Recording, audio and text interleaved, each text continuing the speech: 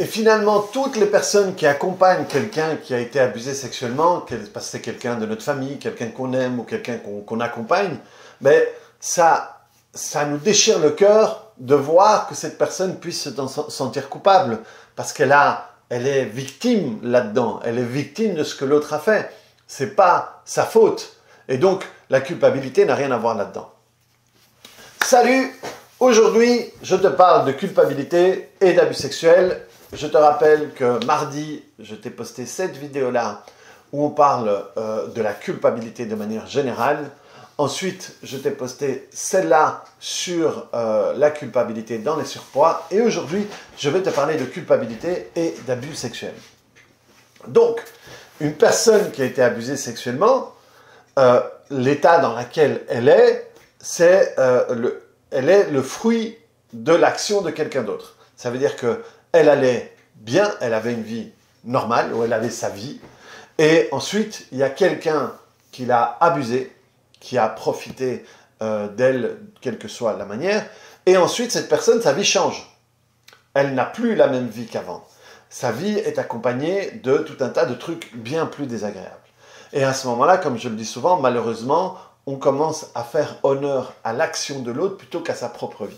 Et on est enfermé dans cette cellule qui est très douloureuse. Et ce qui est fou, c'est que alors que c'est absolument pas notre responsabilité quand on se fait abuser sexuellement, c'est que certaines personnes peuvent développer de la culpabilité. De la culpabilité parce que j'aurais pas dû me trouver là à ce moment-là, j'aurais pas dû aller à cette fête, j'aurais pas dû le suivre, j'aurais pas dû ci, j'aurais pas dû ça, j'aurais pas dû ça. Et en réalité, la raison du j'aurais pas dû, c'est un truc qui est typique du deuil. Donc le deuil, je te explique rapidement, si tu veux avoir plus de détails, il y a cette vidéo sur le deuil où j'explique ça en long et en large qui est intéressant pour comprendre tout ça, parce que comme je le dis souvent, c'est que tous nos problèmes viennent d'un deuil, de la manière dont j'explique le deuil. Ça veut dire qu'il y a une situation qui me convient, il y a un changement que je n'ai pas demandé, et ensuite j'ai du mal à m'adapter à cette nouvelle version de la situation que je vis. Et donc, là, elle a une vie normale, elle subit une agression sexuelle, et ensuite, elle ne parvient pas à s'adapter à cette nouvelle vie. Et un des outils qu'on utilise en deuil, c'est le « si j'avais ». C'est ah, mais si j'avais fait ci à la place, ou si j'avais pas fait ça, ou ci, ou ça, ou ça. Parce qu'en réalité, ça nous donne l'illusion qu'on aurait pu y faire quelque chose. Et c'est une arnaque de notre inconscient qui nous donne l'illusion qu'on aurait pu y faire quelque chose. C'est arrivé. Quoi qu'il se passe, c'est arrivé. Donc, se torturer à essayer de voir tout ce qu'on aurait pu faire pour que ça n'arrive pas, c'est se torturer parce que ça ne sert à rien, c'est arrivé. On peut pas revenir en arrière, c'est pas possible. Même si on trouve la super solution, la super combinaison pour que ça ne soit pas arrivé, c'est arrivé. Et donc, c'est de un, perdre du temps, et de deux, c'est se torturer. Parce que on se dit que ça aurait pu être différent. Que ça ait pu être différent ou pas, finalement, c'est dur ce que je dis, mais on s'en fout. Parce que c'est arrivé. Donc, ce qui compte le plus, c'est comment sortir de cette situation-là. Mais quand on est dans cette recherche de sortie illusoire, on est dans les « ah, si j'avais fait ci, si j'avais fait ça aussi ». Et ça va s'accompagner de culpabilité, parce que tout d'un coup, si j'avais pas fait ça, c'est comme si je remettais la faute de ce qui est arrivé sur moi. C'est pas si j'avais pas fait ça, ça me serait pas arrivé. Non, merde. Si tu es là-dedans, c'est à cause de quelqu'un qui n'a pas été capable de maintenir ses impulsions, ses envies, je sais pas moi, enfin bref, le seul coupable d'un abus sexuel, c'est l'abuseur. À aucun moment, l'abusé n'est responsable de ce qui est arrivé. Dès qu'il y a un non, dès qu'on montre que je ne voulais pas, même si on est en sidération et qu'on ne peut pas bouger et tout, c'est toujours la faute de l'abuseur. Il n'y a que lui comme coupable. Et donc, essayer de trouver ma culpabilité parce que j'ai fait ci ou parce que j'ai fait ça et me sentir coupable de ça, c'est que non seulement je fais honneur à ce que l'autre con m'a fait, hein, parce que dans l'immense majorité des cas, c'est un homme, donc ma vie fait honneur à ce que ce con a fait, mais en plus, je suis en train de prendre la culpabilité de ma souffrance alors que c'est lui qui me l'a fait. Ça veut dire que presque, si j'arrive à me sentir complètement coupable, je dédouane l'autre de ce qu'il a fait. Ah, c'est plus lui le responsable, c'est moi. Donc ça n'a pas de sens, c'est de la folie. Et quand on accompagne quelqu'un qu'on aime qui a vécu ça, ça nous déchire le cœur de la voir en train de se culpabiliser de ce qu'a fait un malade, quoi. Donc, non seulement ça ne fait pas avancer les schmilblick, parce que comme je te le disais dans la vidéo précédente, eh bien, la culpabilité va produire du stress, donc va produire du cortisol. Et le cortisol, ce que je n'avais pas dit dans la vidéo précédente, je te parlais, tu peux la revoir ici, c'est que le cortisol est l'hormone du stockage. Donc ça va stocker les graisses, ce qui est embêtant dans un processus de perte de poids. Mais aussi, le cortisol, c'est une hormone incroyable qui te rend con. Ça veut dire qu'il va te faire perdre 50% de ton quotient intellectuel en 7 minutes.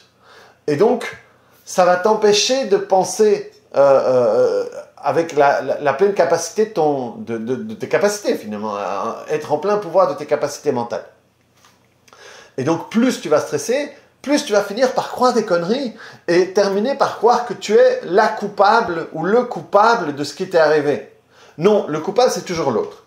Ensuite, ta responsabilité à toi, c'est faire ce qu'il faut pour pouvoir sortir de cette cellule dans laquelle tu te trouves. Ça, c'est ta responsabilité. Parce que l'abuseur ne peut pas t'aider à te sortir de là où son action t'a mis. Ça c'est ta responsabilité. Là, il n'y a que toi qui peux t'aider. Il n'y a que toi qui peux faire ce qu'il faut pour sortir de là et récupérer ta vie. En allant voir quelqu'un qui peut t'aider, en travaillant sur tout ce qui te fait du mal, les souvenirs, les sensations, les images, les odeurs, et en travaillant aussi sur les conséquences à ça, la peur de sortir seul la nuit, la peur d'avoir une relation, la peur du corps de l'autre, le problème avec mon corps, l'insouciance qui a disparu, etc. Donc tout ça, c'est le travail que tu as à faire. C'est le travail que moi je propose dans l'accompagnement, que je propose aux personnes qui ont été abusées sexuellement.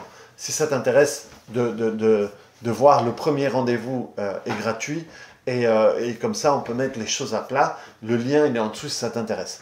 Mais donc, le travail à faire pour sortir de cette cellule dans laquelle l'abus sexuel t'a mise, c'est ça.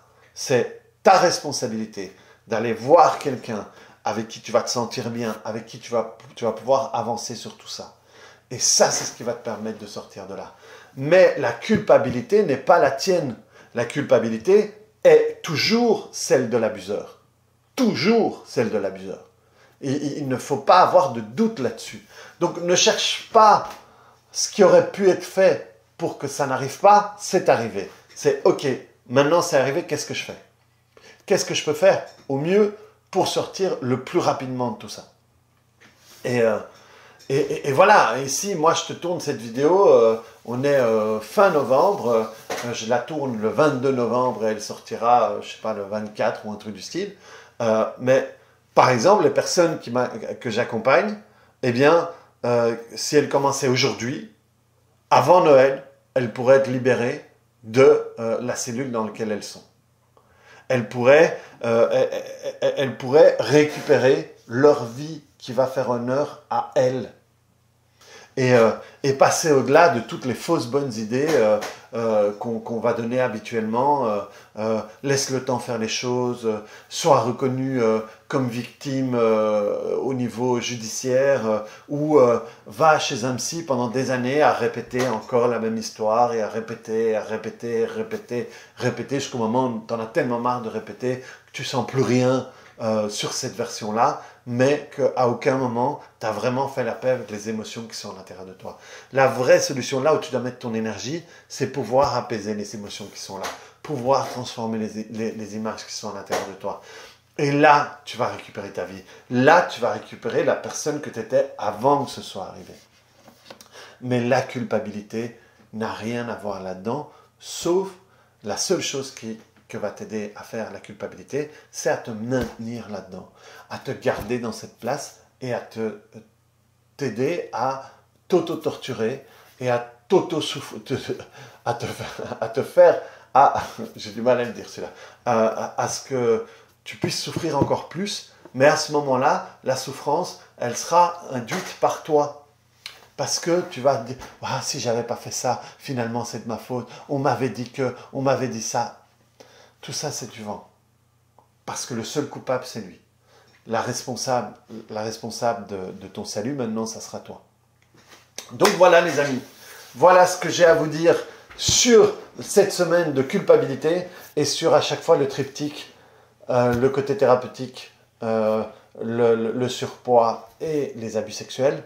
J'espère que ça t'a parlé. J'espère que... Et de nouveau, je vais terminer comme j'ai terminé la précédente vidéo. Ce que je t'explique ici, de nouveau, tu peux le projeter sur d'autres thématiques. J'avais parlé de l'argent, mais pareil, de l'argent, si tu as fait une faillite et machin, tu vas utiliser le si j'avais. C'est le même processus, mais ce n'est pas ça qui va t'en sortir. Et quel que soit le problème dans lequel tu te trouves, le seul responsable de ton salut, c'est toi. La seule personne qui va te permettre de te sortir, c'est toi et tes décisions. Ou tu te formes et tu trouves les moyens de t'en sortir, ou tu vas chercher quelqu'un qui peut t'emmener et qui peut t'aider à sortir de là, quel que soit le problème dans lequel tu te trouves.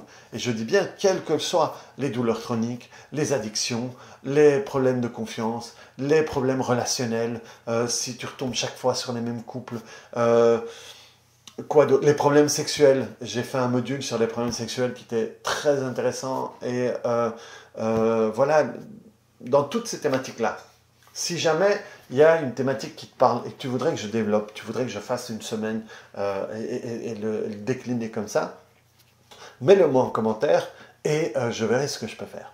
Voilà les amis, bonne fin de semaine. À nouveau, cliquez sur le bouton j'aime. Si vous n'êtes pas abonné, abonnez-vous. Ça m'aide à relancer cette chaîne et à pouvoir montrer ça à d'autres personnes.